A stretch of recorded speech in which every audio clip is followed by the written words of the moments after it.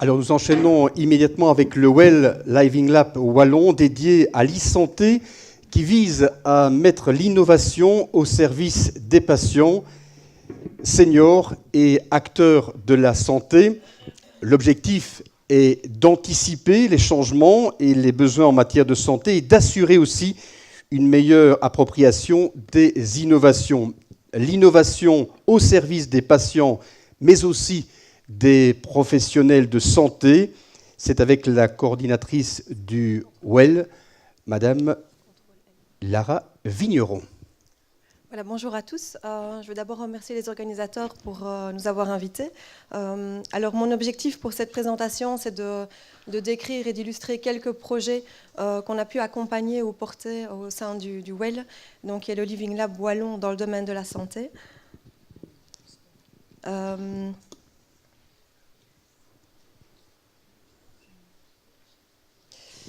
Et donc, avant de décrire ces différents projets, quelques projets qu'on a faits, je vais revenir en fait sur quelques enjeux dans le domaine de l'innovation en santé, et en particulier l'enjeu de l'implication en fait, des utilisateurs dans le processus d'innovation. Et ce qu'on entend pour nous par utilisateur, c'est à la fois les patients et les professionnels de santé dans notre cas.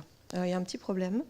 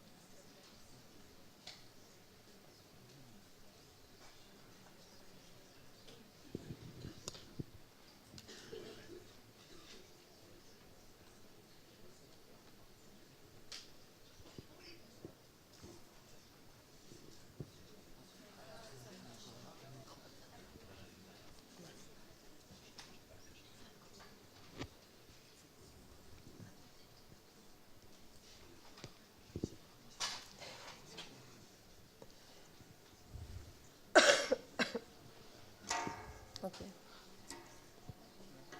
C'est bon.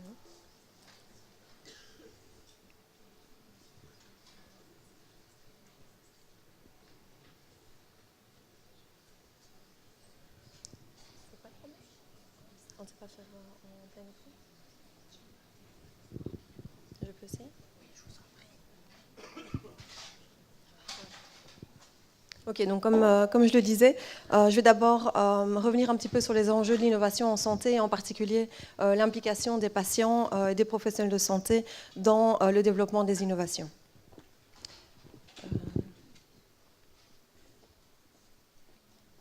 Voilà. Alors, au niveau des entreprises, et en particulier entreprises technologiques, elles font face à beaucoup de challenges à l'heure actuelle. La première chose, du fait de la dévaluation en fait, rapide des produits, l'obsolescence des produits technologiques, et également d'une concurrence de plus en plus importante. Ça signifie qu'en pratique, elles vont devoir innover de plus en plus pour pouvoir finalement mettre les produits sur le marché de manière la plus rapide possible, et également évidemment pour que le succès des produits et des services qui soient mis sur le marché soit au rendez-vous. Pour faire face à ce genre de challenge, donc une majorité en fait, d'entreprises mettent en place en interne ce qu'on appelle un processus ou un cycle de développement produit ou service. Et donc c'est souvent représenté sous la forme d'un entonnoir qu'on voit ici sur la droite. Et donc en gros ce qui se passe, c'est qu'il y a un pool d'idées que les entreprises vont vouloir sélectionner au fur et à mesure. Donc c'est généralement un processus qui se fait par étapes. Et d'une étape à l'autre, on augmente la maturité des idées, on les développe et on en sélectionne quelques-unes au fur et à mesure, ce qui fait qu'à la fin, on se retrouve avec une ou quelques idées qui vont être mises sur le marché. Alors, donc comme je disais, il y a une majorité d'entreprises qui utilisent ce type de process en interne. Et dépendant d'une entreprise à l'autre, le processus va un peu varier. Donc le nombre d'étapes peut varier, le côté plus ou moins agile, plus ou moins itératif dans le développement d'innovation, également le côté plus ou moins formel, donc sur la base de comment on va sélectionner une idée, comment est-ce qu'elle va passer à l'étape suivante. Alors, en pratique, il y a eu beaucoup d'études pour étudier finalement le résultat de tels processus mis en place au sein des entreprises.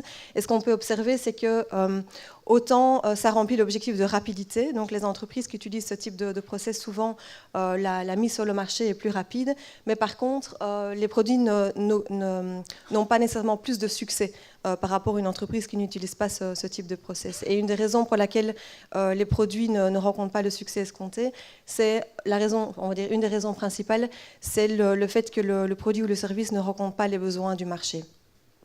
Alors ce que ça signifie concrètement, c'est que finalement les entreprises ne sont pas capables d'évaluer correctement les besoins des futurs utilisateurs, futurs consommateurs, ou qu'elles n'évaluent pas correctement l'usage réel des innovations qu'elles sont en train de développer. Alors une solution, on pourrait se dire qu'elles le font, les entreprises vont vouloir finalement impliquer beaucoup plus donc, les utilisateurs, donc qui sont les patients et les professionnels de santé, pour s'assurer que finalement dans le développement des innovations, elles vont pas partir dans une direction qui n'est pas la bonne. La difficulté pour impliquer les utilisateurs, elle est multiple par rapport à une entreprise qui développe de l'innovation, c'est que plus une entreprise va faire appel à des utilisateurs, plus en fait elle va avoir d'informations à gérer, à évoluer et à tenir compte, ce qui complexifie le développement de l'innovation. Si une entreprise se base en fait énormément sur les idées que les utilisateurs pourraient amener, donc les besoins qu'ils ont pour développer des innovations, ça peut créer une perte partielle de contrôle au niveau de la stratégie et de la planification en fait, des produits qui vont être sur le marché. Donc c'est aussi un obstacle à inclure les utilisateurs dans le process. Il y a évidemment plus il y a de personnes, plus il y a de partenaires, donc dans tout ce qui est innovation ouverte avec des partenaires publics, privés, on va arriver à une complexité accrue en termes de coordination de gestion de projet.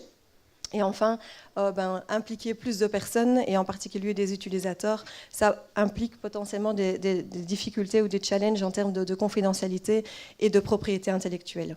Et donc, en pratique, même si les entreprises, et tout le monde sait que ça vaudrait la peine d'impliquer plus les patients et les professionnels de santé, généralement, ce qui se passe, c'est que cette implication, elle reste quand même relativement limitée. Donc, elle peut être soit limitée à certaines phases du développement produit. Je vais montrer, soit à un nombre restreint d'utilisateurs, donc souvent il y a pas mal de sociétés qui font appel à tout ce qui est KOL, donc Key Opinion Leaders, où c'est un nombre restreint finalement de ces personnes qui ne sont pas nécessairement représentatives des futurs utilisateurs qui vont être impliqués dans l'innovation.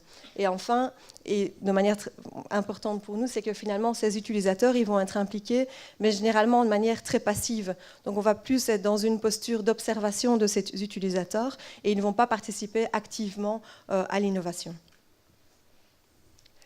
Alors juste un exemple en pratique, donc si on prend les 3 grandes étapes du processus d'innovation, qui sont, on va dire, l'exploration ou l'idéation des besoins, la création ou la co-création, et enfin, une fois que le prototype ou le produit est en phase de développement, le test et l'évaluation, ce qui se passe souvent, c'est que donc, l'analyse des besoins va se faire via essentiellement des études marché, études marketing, voire l'utilisation des big data de plus en plus pour l'étude du comportement des futurs consommateurs, et plutôt en aval au niveau du test et de l'évaluation. Et là, ça va être typiquement des tests d'utilisabilité, donc efficience, efficacité, etc., au niveau de, par exemple, des interfaces graphiques. Mais ça ne va pas aller beaucoup plus loin, et à nouveau, on va plus observer les utilisateurs qui vont utiliser, plutôt que de les inclure vraiment dans le processus d'innovation.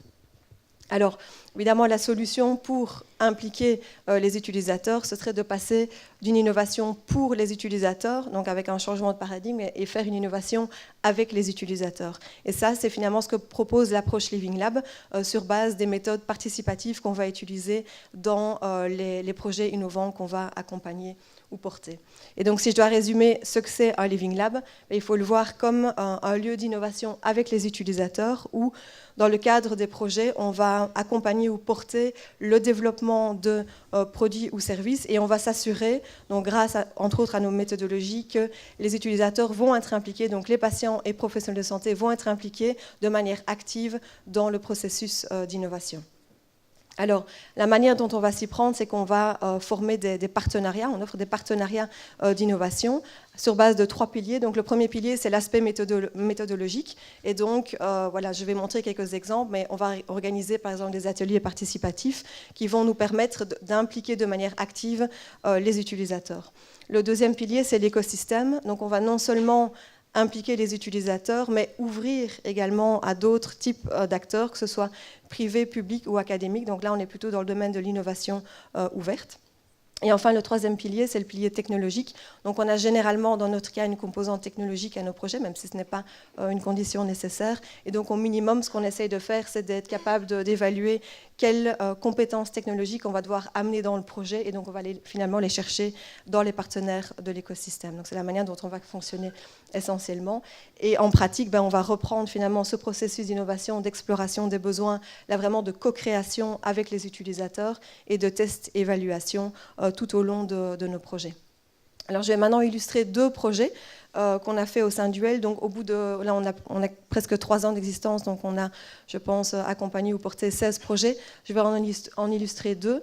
Le premier projet, c'est le projet EasyP. Alors il est assez emblématique pour nos activités.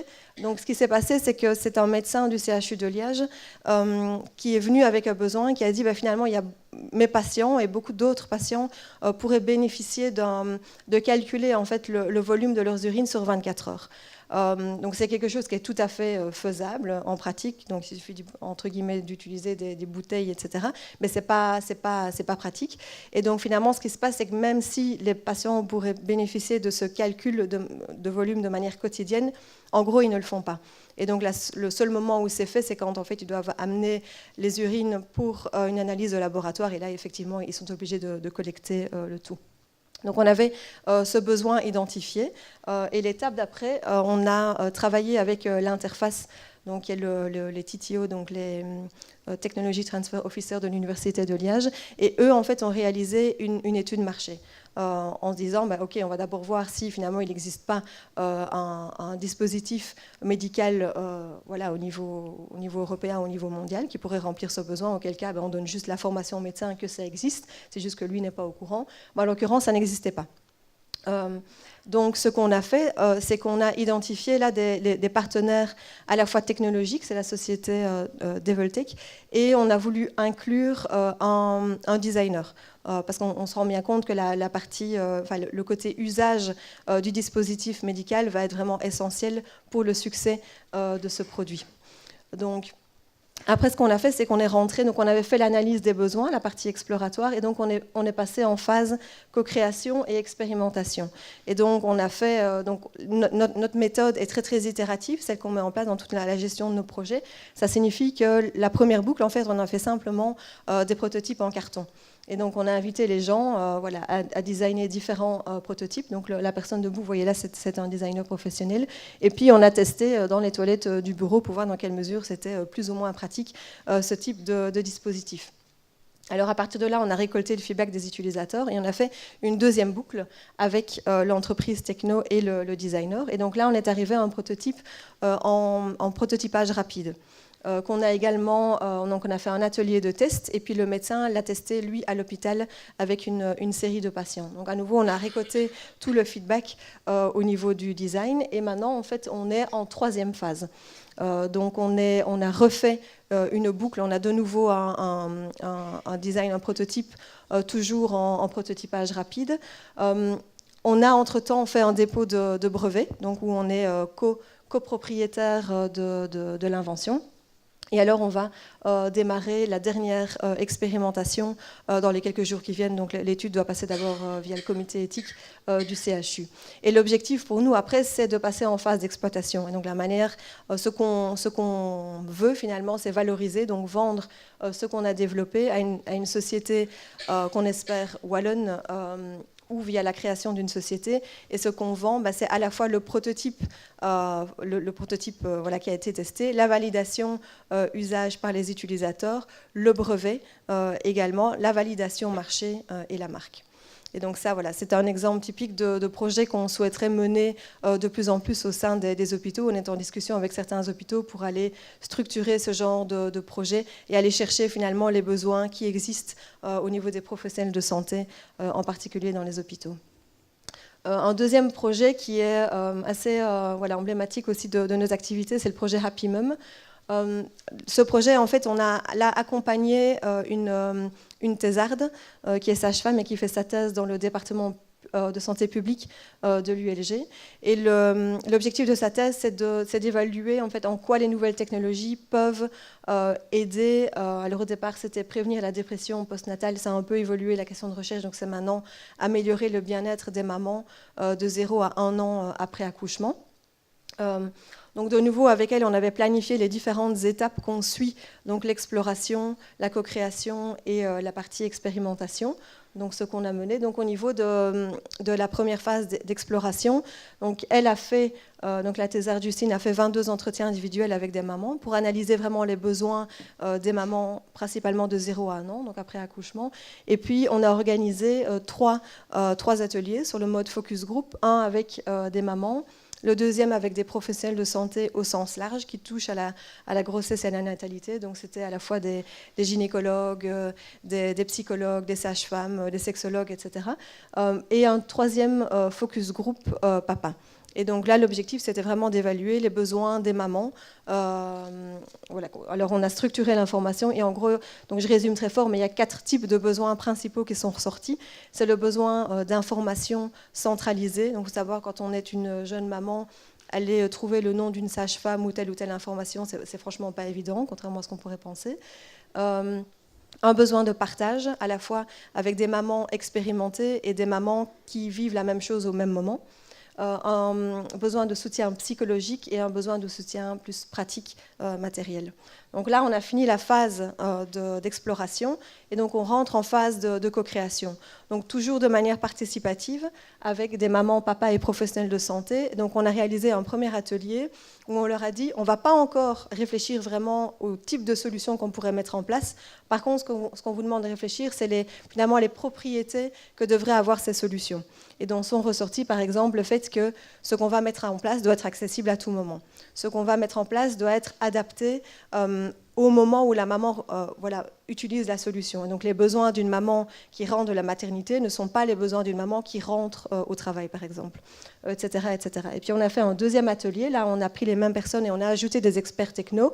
Et on leur a dit, OK, maintenant on a les besoins, on a les propriétés des solutions. Ce qu'on vous demande, c'est de travailler sur le type de solution qu'on pourrait amener. L'idée n'était pas d'aller dans l'innovation de rupture, ce n'était pas l'objectif. Il y a des choses très basiques qui sont ressorties et pourquoi pas. Donc on a listé tout ça et puis avec le département de santé publique, on a dit ok, on a toute une liste maintenant de solutions et il faut les choisir. Donc on les a choisies en fonction principalement du planning de la thèse. Donc une thèse, c'est 3-4 ans. Et donc on ne peut pas aller vers des innovations technologiques qui vont prendre 10 ans de développement, ça n'aurait pas de sens. Et alors ce qu'on voulait également, c'est que les solutions soient pérennes après, à la fin de la thèse de doctorat. Alors on a identifié 3 solutions, dont une qu'on a mis, qu'on ne va finalement pas développer, je ne vais pas rentrer dans les détails. Mais la première solution, celle du dessus, c'est simplement un site internet. Donc c'est le site Happy Mums, où voilà, ça répond aux besoins d'informations centralisées. Et tout le contenu qui se trouve sur ce site, ainsi que la manière dont c'est présenté, structuré, donc la manière dont les mamans vont aller chercher l'information, a été travaillé avec les mamans. Et donc on a fait plusieurs tests d'usage, donc on a vraiment fait ça de manière itérative. Donc le projet, pour le moment, il est fini dans le cadre de la thèse. Il est en fait en ligne, mais fermé parce qu'il y a 400 mamans qui vont le tester dans le cadre de la thèse et il faut un groupe contrôle. Donc c'est pour ça qu'il n'est pas encore ouvert complètement. Et à la fin de la thèse, il sera disponible pour tout le monde. Le deuxième projet qui est sorti de là, c'est le projet Happy Gift. Là, ça répond aux besoins de soutien pratique. En fait, il y a eu pas mal de témoignages lors des ateliers qui disaient... ok, mais en fait, moi j'ai reçu 5 pyjamas, mais ce qu'il me faudrait, c'est finalement du temps, du babysitting pour aller, voilà, pour aller faire une promenade, pour aller faire ceci, pour aller faire cela. Et donc on a dit, ok, on va mettre en place en fait un système de bons à faire valoir où on n'offre pas un 5e pyjama, ce qui peut être intéressant pour un 2e bébé, c'est souvent inutile. Mais par contre, on va pouvoir offrir du temps. Et ce qu'on s'est rendu compte, c'est que c'est pas nouveau ce genre de choses, d'offrir du babysitting, etc.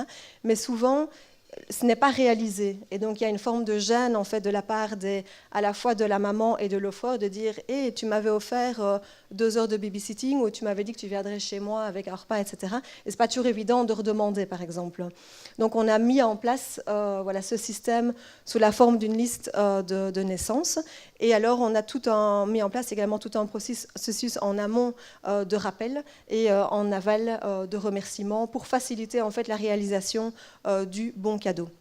Alors on a fait un premier test d'usage avec une dizaine de mamans et ça a été catastrophique. Donc en fait, je dirais les mamans qui ont voulu, enfin qui ont accepté finalement de tester ce service étaient très très enthousiastes au début et en fait ne l'ont jamais fait. Et donc on a analysé les freins et bon, il y a toute une série de freins, mais parmi les freins, c'est que finalement les mamans premier enfant, on va dire, avant d'avoir accouché, se disent ok c'est super mais finalement moi j'en aurais pas besoin parce que ça va aller et puis après accouchement en fait n'ont plus le temps et n'ont plus voilà, l'énergie pour le faire. L'autre chose c'est que finalement oui elles ont peut-être envie d'un repas ou de 2 heures de babysitting mais elles ne veulent pas que n'importe qui leur offre ces 2 heures de babysitting et donc la manière dont on avait conçu ce service ne permettait pas de choisir en fait les personnes qui allaient offrir tel ou tel bon. Donc on a pivoté et donc là on va démarrer dans les prochains jours le 2e test d'usage où en fait là on s'adresse plutôt aux offreurs et donc on demande aux offreurs d'offrir en fait un bon aux mamans, aux futures mamans et où ils offrent du temps. Et donc là, je fais un petit appel à participation.